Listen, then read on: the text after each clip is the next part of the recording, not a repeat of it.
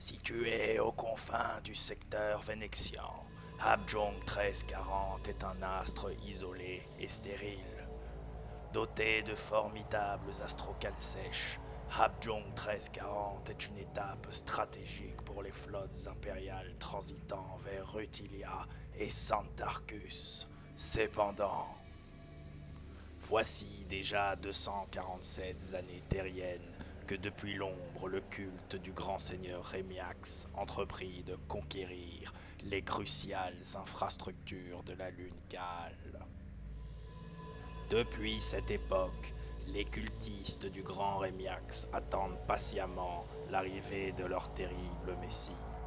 Dissimulant toujours leur véritable identité, les cultistes de Rémiax continuèrent rigoureusement à maintenir les équipements de la lune Cale en parfait état de fonctionnement et à scrupuleusement servir les navires impériaux de passage. Déterminés à d'abord sécuriser une tête de pont dans leur entreprise de sécurisation du secteur vénétien, le grand timonier To Lu-I du monde glaciaire avancé, Graphos, détacha un cadre d'exploration vers Habjong 1340.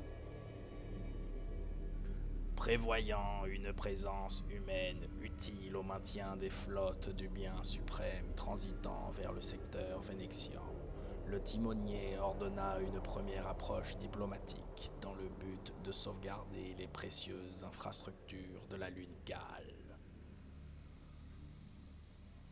Lors de sa descente en orbite basse, la mission diplomatique To se mit à recevoir d'intrigants messages. Chers visiteurs, bienvenue sur les terres du Seigneur Rémiax. Soyez nos hôtes et veuillez que le grand esprit vous accompagne.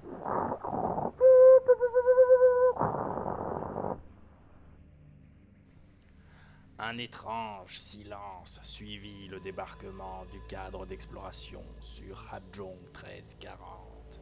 Tout à coup, une sirène assourdissante rugit et un ricanement retentit.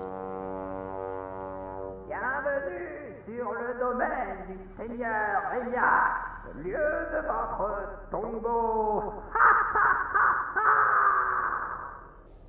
Surpris par l'étrange accueil et l'absence de toute activité aux alentours du spatioport, hormis quelques véhicules utilitaires, le commandeur diplomate Su Il ordonna à ses fusiliers d'installer une station de communication orbitale dans le cas où des renforts seraient nécessaires pour sécuriser Habjong 1340.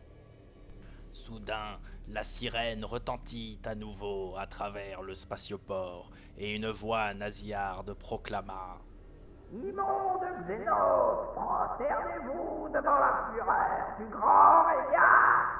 Inutile de communiquer avec vos mains arrière. La lune Cale est le domaine du grand Rémiax. Vous périrez ici. »